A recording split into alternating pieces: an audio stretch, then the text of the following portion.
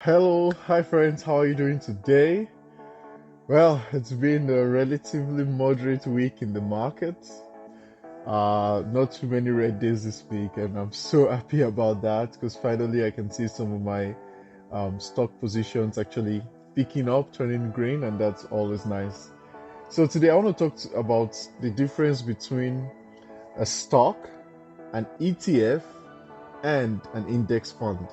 Okay, so a stock versus an ETF versus an index fund. So which one should you choose? So watch.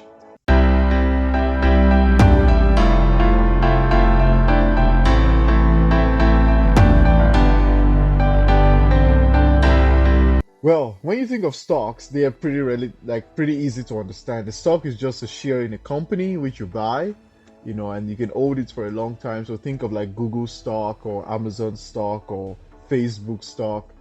So you're buying these and you're holding it for the long term and it appreciates in value, and you either get paid dividends or capital growth or a mixture of both. Well, when you think of an index fund, imagine a supermarket, okay? That's an index fund. So imagine like a stock to be a product in the supermarket. You're picking something. It can be a can of Coca-Cola, it can be a shampoo. You're picking up something. So if you pick up a shampoo by Johnson and Johnson, that's the company Johnson and Johnson. You're just picking up one or the other. That's stocks. An index fund is the entire supermarket. So it can be like a mini grocery store, it can be a huge supermarket, or it can be like Walmart, like super duper huge. So that's what an index fund is. It just tracks a collection of stocks, the basket of stocks. So imagine you go fishing, and instead of fishing for one fish with a fishing rod, you go with a huge net with a trawler and just get as many fish as you can. That's an index fund. It's that basket of stocks, of products. Okay, so an example of an index fund would be like the S&P 500, which tracks the top 500 companies in America, or the Vanguard Total Stock Market Index, VTI, or All World Index, Vanguard All World Index, which we have available here in Switzerland, VWRL. That would be a basket of all the stock market, all the stocks in the stock market. So when you buy it, you're buying everything, a basket. Some are good, some are bad, some are sort of average, some are super excellent, but you're getting everything. Okay? An ETF on the other side is basically a fund that tracks a selection of stocks. So go back to the supermarkets, think of an aisle. Okay, so let's say this is the dairy aisle or milk or cereal or meats, right? That's an index fund. Oh, sorry, that's an ETF. It takes one aisle and gets all those stocks in that one aisle and tracks that. So an example of an ETF would be like the Nasdaq 100 QQQ, which is my favorite, which is more of a technology ETF, or another one could be XLP, which is a consumer staples ETF, which I also hold. And then you've got other ones like XLY, which is the consumer discretionary, and it all goes on like that. So which one should you get? Should you get the entire supermarket or stock market? Should you get an aisle in the supermarket or an ETF? Okay, or should you get an individual stock? So a product in the supermarket. Well, it really depends on what you're trying to achieve. You see, for most people with passive investing, that means you're just buying for long term or every month, or you want lump sum and you hold it for a long term. Buying the entire market is always good. Buying the entire grocery store is always the best thing because you get everything. If one company goes bankrupt, it doesn't affect you. Now, your risk is very reduced, it's very low with the entire stock market. And the more you go selective, your risk increases. So if you go to an ETF, like the technology ETF, now your risk is increased because if the technology sector crashes, then your ETF does poorly, it also crashes. But the consumer discretionary may not crash, energy sector may not crash, real estate may not crash, right? So if you're only exposed to just one sector, if that sector crashes, then you have a problem.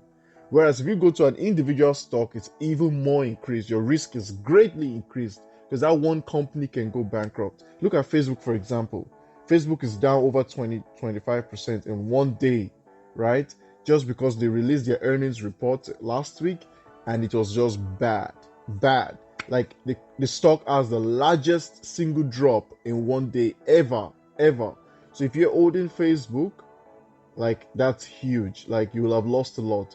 You see, like I released on Monday the video. I was talking about the 6 stocks I chose, and I said why I did not choose Facebook. It's funny because just a few days before Facebook actually crashed, you know, I was trying to select which stocks I was going to hold, and I came across Facebook, and I decided. I went through it. I was like, no, I don't believe in this company long term.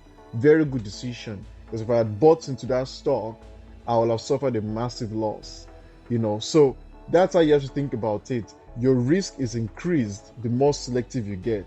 From the entire stock market, your risk is very reduced because altogether the companies are going to do fine. The entire index fund is going to do fine. With an ETF, you have a greater risk. If that sector doesn't do well, then you don't do very well. With a stock, you have the greatest risk. If that company fails, you can lose all your investment. So I highly recommend for most beginners, just go for the entire index fund. So whether you're buying the entire stock market or you're buying like the S&P 500, which will be VUSD here in Switzerland, or VOO in other countries, or SPY, so I would recommend one of those two, whether you're getting the top 500 companies or the entire stock market. But trying to choose individual stocks can be very, very risky because you don't know where the company is going to be in the next few years. You don't know if they have a bad year, you lose a lot, so I do not recommend it. I have a few individual stocks, but I only hold 6 of them, and that's it. And it's a very small percentage of my portfolio. And I'm not holding them for the long term. I'm holding them for the next couple years, and that's it. So think about it. What works best for you? For the average investor, you're far better off just getting an index fund, buying everything, and just going to rest. You never have to worry about the individual companies. If you want to get exposure to a particular sector, then you can go with an ETF, so maybe like the QQQ, or you can go with XLY or XLP. So you're trying to get exposure to a particular sector. If you want to be exposed to financials with the rising interest rates, there's a bet that banks do better, right?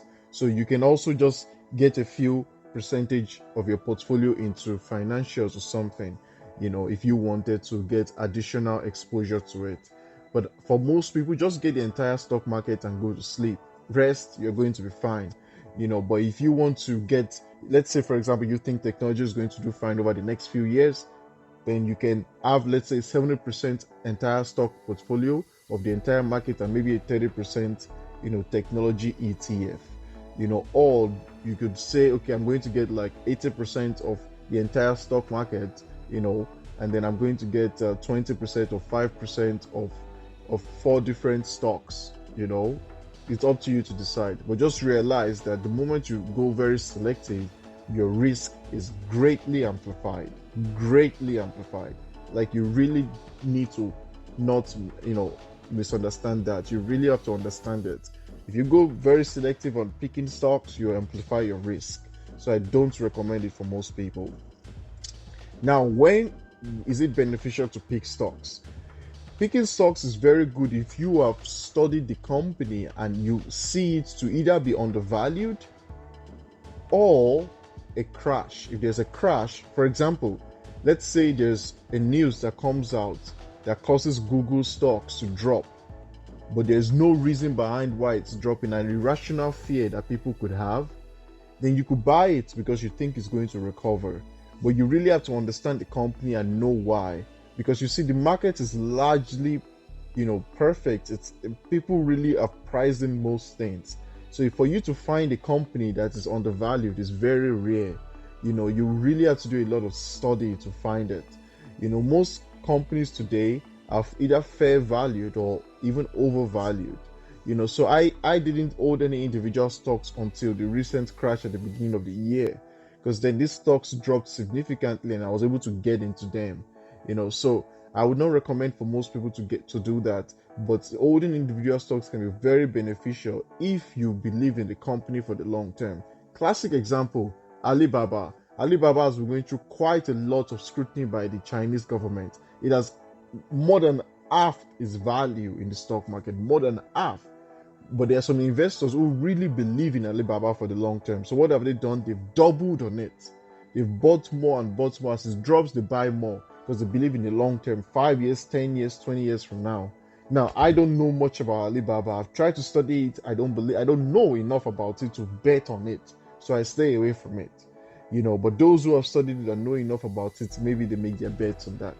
So that's a situation where this individual stock is good.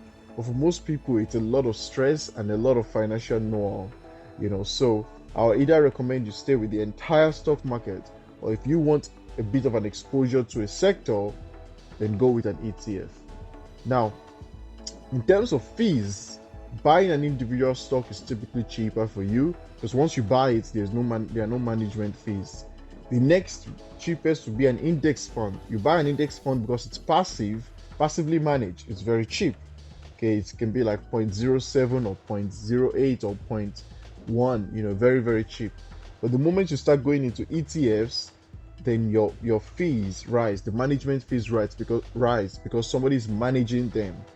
So stocks are better for reduced fees than index funds also for reduced fees. Whereas ETFs, they have management fees involved with them. Some of them can range from 0.20 all the way to even over 1%. So think about it, because fees really eat into your gains. You may not realize it, but a 2% fee over the course of 20 to 30 or 40 years investing is hundreds of thousands of dollars, depending on how much money you've invested. That's why you have to watch the fees. So that's why most people do better with an index fund, because it holds all these companies but a very little fee. So you're getting the advantage of buying, multiple stocks in one go. Now, another advantage of index funds, in addition to the fact that you get to buy everything in one go and reduce fees, is that you're just much safer. You don't stress. You just really, really buy it and that's it. You don't really stress. And you get a slice of all these companies in one buy. So for example, Amazon stock is trading over $3,000 per share today, per stock, over 3,000. Now, if you were to buy VWRL, the entire stock market index fund, Amazon is a part of it, but today it's only priced at about 111 per share. So by buying that, you get a bit of Amazon, Google, all these other companies. Whereas if you wanted to buy one share of Amazon, you need 3,000 or more. So that's another advantage of index funds. With a little fee, you get an exposure to all these companies. Whereas with individual stocks, you need to pay up front, for all those companies. So think about that. It's very, very good for most people to just go with an index fund and stay with it. Cool. Now, if you have any questions and you want to reach out to me, please do. Join our Facebook group. We are growing by the day. Thank you all for your support. I really appreciate it. And besides that, if you want to take advantage of my course, contact me and I'll give you the details. And just have an amazing time. Don't stress too much in the market. This year, I think, is going to be a bit volatile, but it's okay. You're going to do fine. Just keep, holding on to your strategy. Invest every month, and you're going to do fine. So, thank you very much, and have an amazing week. Bye-bye.